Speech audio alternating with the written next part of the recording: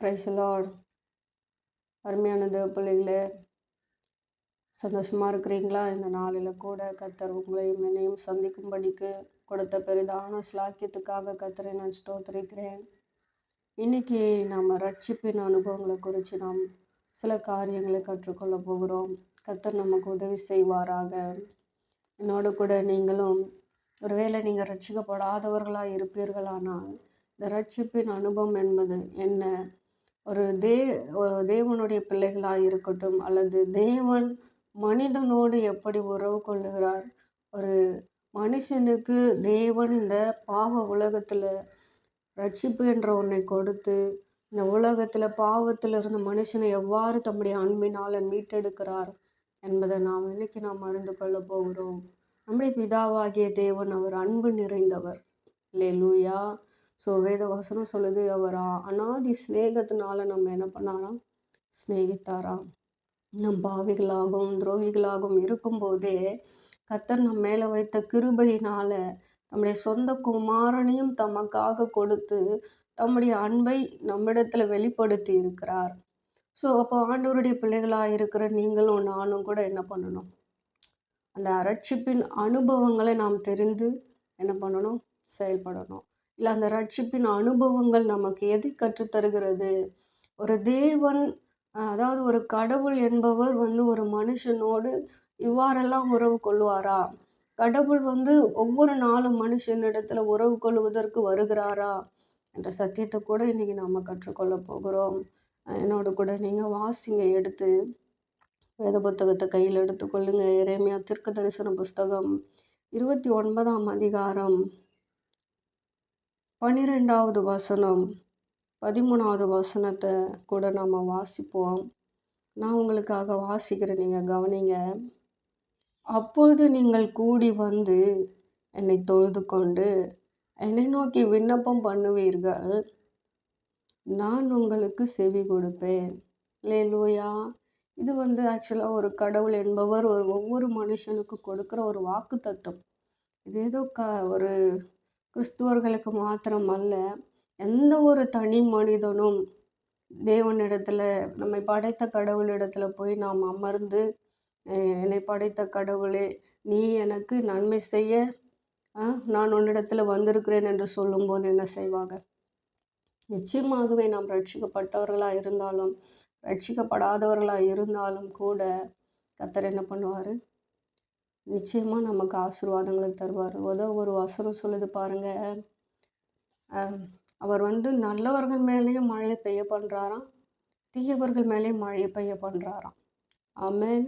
So இன்னைக்கு கர்த்தர் சொல்கிறாரு என்னன்னா பாருங்க, நீங்கள் கூடி என்னை தொழுது கொண்டு, அப்போ நம்ம எல்லாரும் அந்த கடவுளுடைய பாதத்தில் அவருடைய சன்னிதானத்தில் நாம் போய் அமர்ந்து நாம் அவரிடத்துல விண்ணப்பம் பண்ணும்போது என்ன செய்கிறாங்களாம், நம்ம படைத்த கடவுள் நம்முடைய பிதாவாகிய தேவன் நமக்கு செவி கொடுக்கிறாராம். முதலாவது இந்த ரட்சிப்பின் அனுபவம் பாருங்க. அவரு வசனம் சொல்லுது, அதிகாலையில் நீ என்னை தேடி வந்தேன்னா நான் என்ன பண்ணுவேன், உனக்கு புதிய புதிய கிருபைகளை தருவேன். அப்போ எவ்வளோ ஒரு தேவன் மனுஷனை எந்த அளவுக்கு அவங்க நேசிக்கிறாங்க பாருங்க. நம்ம அதிகாலையில் கர்த்தருடைய சமூகத்தில் நாம் போக கற்றுக்கொள்ள வேண்டும். இது முதலாவது ரட்சிப்பின் அனுபவம். ரெண்டாவது காரியம் என்னன்னா பாருங்க, நம் கடவுளிடத்துல அன்பு கூறும்போது, அதாவது என்னன்னா முதல் காரியமே என்னன்னா, இந்த உலகத்துல நிறைய பேர் சொல்லுவாங்க அன்பு தான் கடவுள் அப்படின்னு சொல்லுவாங்க. அல்லேலூயா. அப்போ ஒரு மனுஷன் அந்த அன்பை எப்படி அவன் வெளிப்படுத்தணும்னா, தன்னுடைய இருதயத்திலிருந்து எப்படி ஒரு தனி மனிதனை நேசிக்கிறாங்களோ அது போல என்ன பண்ணணும், நாம கடவுளிடத்துல நம்ம ஒவ்வொரு நாளும் போய் நாம் அன்பு செலுத்த வேண்டும். நாம் வணங்குகிற கர்த்தர் அவர் ஜீவனுள்ள தெய்வமாக இருக்கிறபடினால அவரை நாம் என்ன பண்ணணும், அனுதினமும் நாம் நேசிக்க வேண்டும். தொழுது கொள்ளுகிறது வேற, நேசிக்கிறது வேற. ஆமென். இந்த உலகத்தில் எல்லாருமே அக்செப்ட் பண்ணிக்கிற ஒரு காரியம் என்னன்னா, இயேசு உண்மையாகவே அவரும் ஒரு தெய்வம் அப்படின்றாங்க. ஆனால் கடவுளை நேசிக்கும் விதம் என்பது வேற. நம்ம தொழுது கொள்ளுகிறது வேற. கர்த்தருடைய சமூகத்தில் போயிட்டு நம்ம என்ன பண்ணணும், அவர் இடத்துல அமர்ந்து நான் உங்களை நேசிக்கிறேன், நம்மோடு கூட நான் பேச வந்திருக்கிறேன், உம்மோடு கூட நான் உறவு கொள்ள வந்திருக்கிறேன்னு சொல்லி என்ன பண்ணணும்? நாம் தொழுது கொள்ள வேண்டும். அல்லது நாம் ஆண்டவரை நேசிக்க வேண்டும். ஆமென். கர்த்தர் சொல்றாரு, நீ என்னை நேசித்தீன்னா நான் என்ன பண்ணுவேன்? உனக்கு நான் காணப்படுவேன் அப்படின்னு கூட கர்த்தர் சொல்றாரு. பாருங்க, அது எப்படி அதை காட்டுறதுன்னா, எரேமியா 29:13வது வசனம் சொல்லுது, உங்கள் முழு இருதயத்தோடும் என்னை தேடினீர்களானால், என்னை தேடுகையில் நீங்கள் கண்டுபிடிப்பீங்க.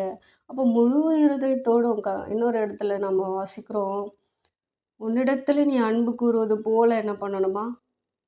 பிறர் இடத்துலையும் அன்பு கூறணும். அதுக்கு முன்பதாக பிரதான கட்டளை என்னன்னா, நாம் முதலாவது நம்மை படைத்த கடவுளிடத்தில் அன்பு கூற வேண்டும்.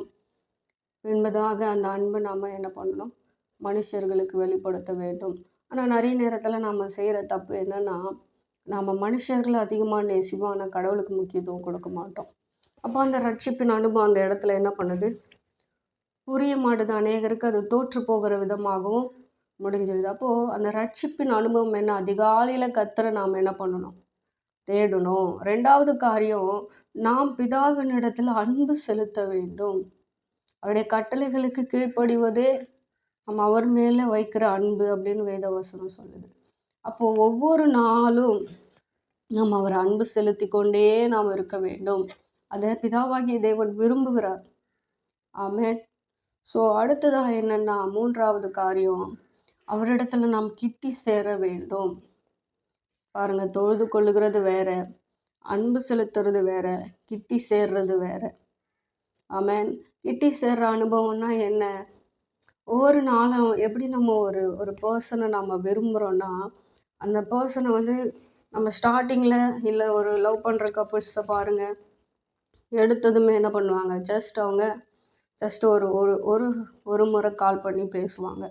அப்புறம் கொஞ்சம் கொஞ்சமாக என்ன பண்ணுவாங்க? இன்னும் கொஞ்சம் கால்ஸு என்ன பண்ணுவாங்க? ஒரு நாளைக்கு ஒரு 2 தடவை 3 தடவை என்ன பண்ணுவாங்க? பேசுவாங்க. அல்லது அப்புறம் என்ன பண்ணுவாங்க? அதுவும் பத்தாதுன்னு சொல்லிட்டு என்ன பண்ணுவாங்க? சேட் பண்ண ஆரம்பிப்பாங்க. இதெல்லாம் மனுஷங்க மனுஷங்களுக்கு செய்வாங்க. ஆனால் நம்ம படைத்த கடவுளிடத்துல எப்படி அவங்க கிட்டி சேரணுன்றத அநேகர் தெரிஞ்சிக்கவே மாட்டாங்க. அப்போ இந்த ரட்சிப்பின் அனுபவங்கள் எப்படிப்பட்டதுன்னா, நாம் ரட்சிக்கப்பட்டு நாம் ஞானஸ்தானம் பெற்று சபைக்கு போகிறது வர்றது மாத்திரமல்ல, நம் அனுதினமும் கர்த்தரிடத்துல கிட்டி சேர வேண்டும். அனுதினமும் அவரோடு கூட நாம் என்ன பண்ணணும்? நாம் சேரணும். அவர் கூட அவரை தொழுது கொள்ளணும், அன்பு செலுத்தணும். 3வது என்னதுன்னா, அவரை கிட்டி சேர்ந்து கொண்டே போகணும். அந்த ரட்சிப்பின் அனுபவம் ஆழத்துக்கு, எசேக்கியேல் அப்படிதான் சொல்கிறாங்க, ஆழத்துக்கு எசேக்கியேலை கர்த்தர் கொண்டு போனாராம். அல்லேலூயா. அதான் நமக்கும் நீச்சல் ஆழம் வேணும்னு சொல்லி நாம் ஜெபிக்கணும்னு கூட சொல்லுவாங்க. அந்த நீச்சல் ஆழ அளவுக்கு நாம் தேவனுடைய அன்பை, பிதாவாகிய தேவனுடைய அன்பை நாம் என்ன பண்ணணும்? நாம் புரிந்து கொள்ளணும், அறிந்து கொள்ளணும். கர்த்தர் அதை விரும்புகிறார். ஆமென். எத்தனை பேருக்கு நான் சொல்கிறது புரியுது? அந்த ரட்சிப்பின் அனுபவத்தை நீங்கள் டேஸ்ட் பண்ணிட்டீங்கன்னா, உங்களால் கர்த்தருடைய சன்னிதானத்திலிருந்து வெளியே வரவே முடியாது. ஆமென்.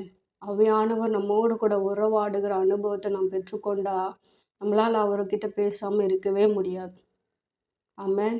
அது ஜீவனுள்ளது. அது ஜீவனாய் நம்ம சமாதானத்தோடு கூட ஆண்டவருடைய சமூகத்தில் நாம் போயிட்டு திரும்பி வரும்போது ஒரு பெரிய சமாதானத்தோடு கூட வருவோம். ஆமென். எதை குறித்தும் பயம் இருக்காது.